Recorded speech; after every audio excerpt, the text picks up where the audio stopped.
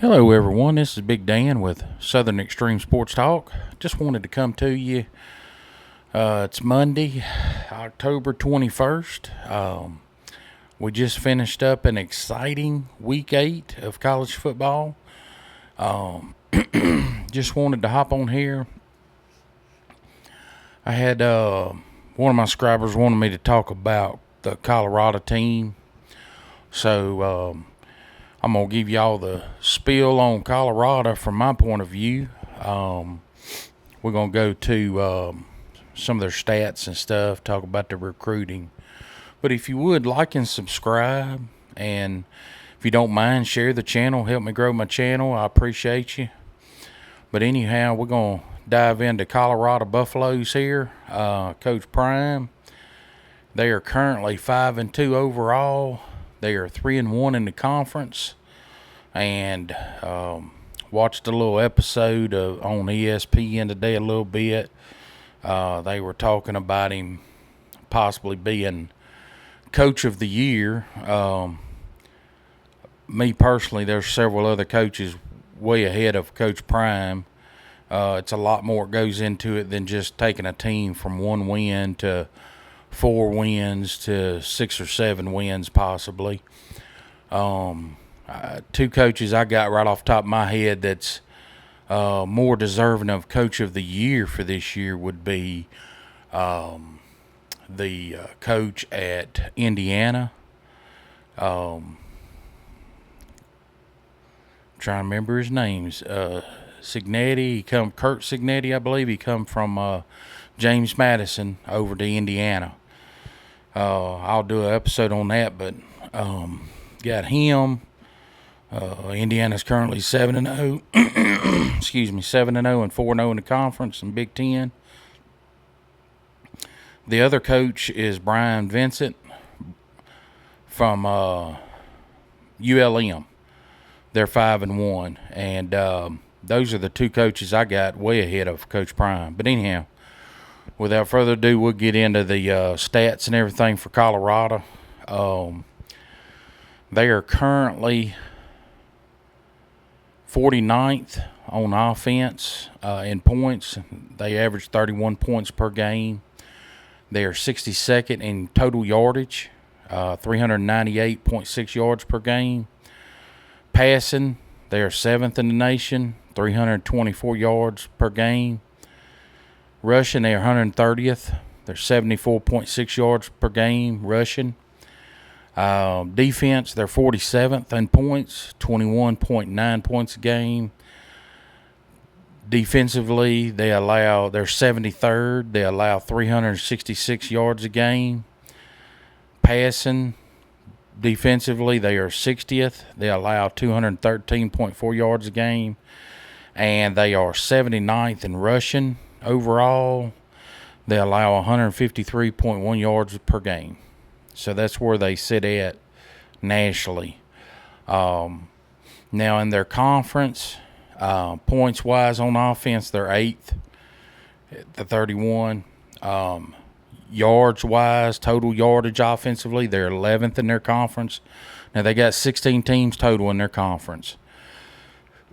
Passing-wise, they are 2nd offensively in the conference. Rushing-wise, they're 16th. Their defense, points-wise, they're 6th in the conference with the 21.9 points allowed. Yards, total yards, they are 12th defensively. They're 9th passing and 10th in the conference rushing. So, excuse me. They are pretty much from half to the bottom thirds in their conference on defensively. Offensively, the same thing except for the passing. They're number 2. Rest of it's mainly toward the bottom.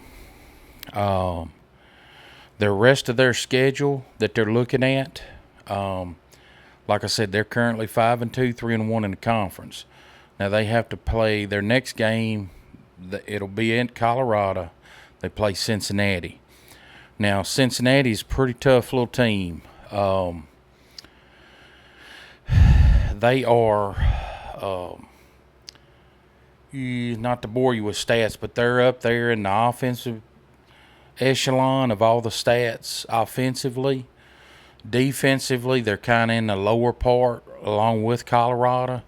So that's probably going to end up being a shootout, is what I'm thinking, with Cincinnati.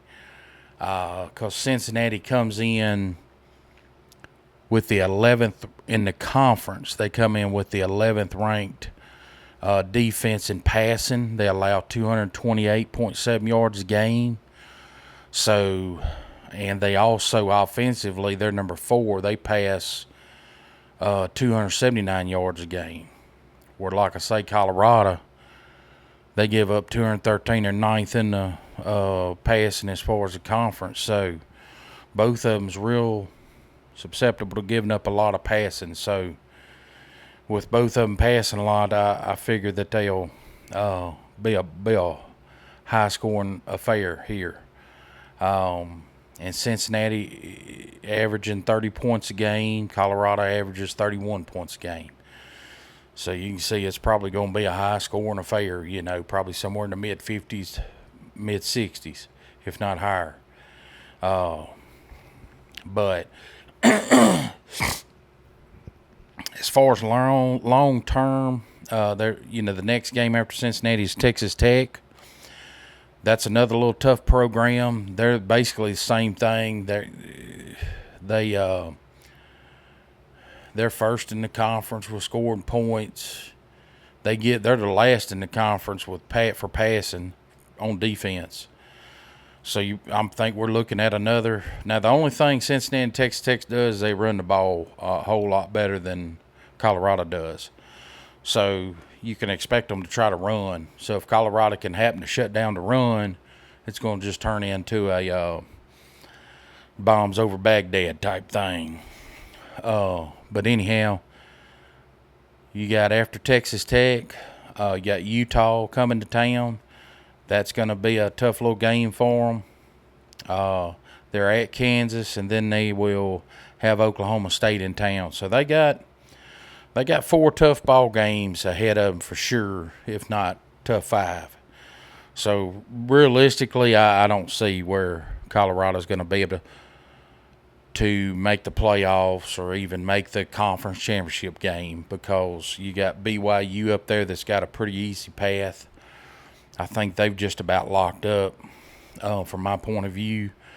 I think they got one more tough game, but either way, they're going to probably be in the conference championship. And then you got Iowa State that is still undefeated, but they got a tough game or two. But I think with Colorado's schedule, I think they'll lose another 2 ball games, so they won't. But he'll win a few more games this year than originally anticipated. But anyhow, he needs to work on his recruiting for long term. Terrible at recruiting. Colorado's absolutely horrible. Coach Prime said himself, you get in the portal, you get kids that hadn't played, not happy where they are because they hadn't played, backups. You're not really usually getting too many just high-quality studs, because most of them guys are going to go to Ohio State, Oregon, Georgia, LSU, Alabama, places like that. So last year he had 43 transfers come in, 13 commits. He was 65th for the 2024 class overall for recruiting by on 3. He was 15th in Big 12. Now this year so far, all the classes are just about signed up already. All the kids are just about signed. So there's no kids left hardly. I mean, you can go out there and pluck 1 and 2 stars anywhere you want to. 3 stars are hard to find, but you're not going to find any 4 or 5 stars. So he's already sitting at 83rd overall on 3 right now for 2025 class. So with his inability, or he feels like he doesn't need to go to the house because he thinks the parents just want to see him. Well, he's got to get out of that mode. He's either got to place somebody there, send him out to recruit, because right now he does not have a good path. You look at, he's only got 8 commits for the 2025 class. He's got 2 tight ends, 1 receiver, 1 cornerback, 1 safety. He's got 1 interior lineman, 1 offensive tackle. He got 1 linebacker. That's all he has signed. And he's going to be losing all of his team just about this year. He's going to lose his quarterback. He's going to lose Travis Hunter. And he's losing Shiloh playing safety. So he's losing 3 good ball players this year. So he's going to have a lot come in. Hitting a transfer portal just ain't going to cure everything. You can't keep pulling in because kids have to have time to adapt, get used to the repetition. I mean, it's repetition. These kids can't learn a system just in a short time. So they have to have a little time to adapt and get used to. That's why this year they're struggling big time early on. Now you're starting to see them succeed a little bit in the latter part of the year because the kids are now starting to adapt. But if you have a kid for 2 or 3 years, you don't have to worry about that. He's adapted to your system. So then your team's going to do a whole lot better. So he's got to get off his butt, get in the house, recruit these kids. Georgia, LSU, Texas, all these big-time teams, Ohio State, Oregon. Look at them. They got Prime only. Coach Prime only has 4 stars and 4 3 stars. That's the 8 kids I just told you about. So for him to be successful, he's getting a whole lot more out of his coaches this year. But like I say, you can't bring in 40, 50 kids and expect to run for a national championship. You're just not going to do it. You in the Big 12, that's probably, along with ACC, I mean, realistically, that's the weakest of the strong conferences. That's the weakest of the strong conferences. So, bottom line, you got to get out there and recruit. That's going to be Colorado's main problem, is they're not recruiting. You can't keep down this path of bringing in 40, 50 kids out of the transfer portal. You just can't do it. So, I mean, you're missing the boat there. I mean, the gentleman from Indiana now, it's his first year. First year in Indiana has never won over 9 ball games. And they're going to win 10 or 11 this year, if not 12. This is the first time Indiana's going to do it.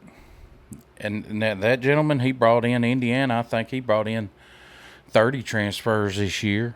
But a lot of them was from the kids that I think 9 or 10 of them come from James Madison because they love him.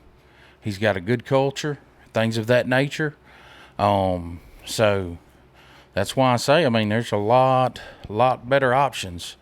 But anyhow, Colorado, I'm sorry. Colorado will, they'll end up doing fair. I think let's see, they got 5 games left. They're 5-2. Let's say they win 3. They lose 2. They're going to end up 8-4. 8-4 at the best. Could be 7-5. I don't think there's no way they get to 9-3. Me personally. But anyhow, he's got to work on his recruiting. That's the main thing. He's doing a little bit better this year. But anyhow, I appreciate you watching. If you don't mind, like and subscribe. If you would, share the content. And good luck to all the Colorado fans out there. I hope the best for you. The recruiting ain't the best. He's got to hit the recruiting trail hard. He's already 2025's gone. Those kids are gone. He's got to be working on 2026 to make Colorado anything better than 8-4, 7-5. If he next year's going to be tough because you ain't going to have.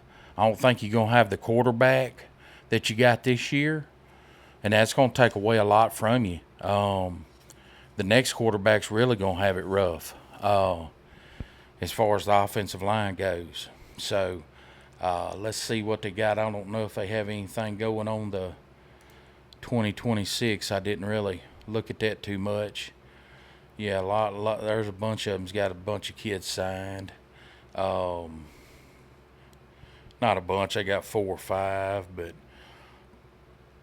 let's look here just for fun. Let's see. I bet. Let's see. No, let's see. No, they ain't got them numbered.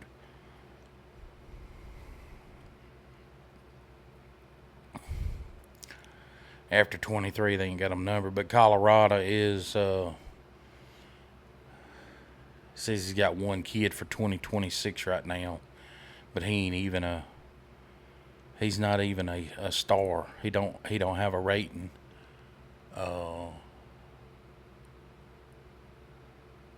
He's a cornerback out of Tifton, Georgia. 5'10", 155.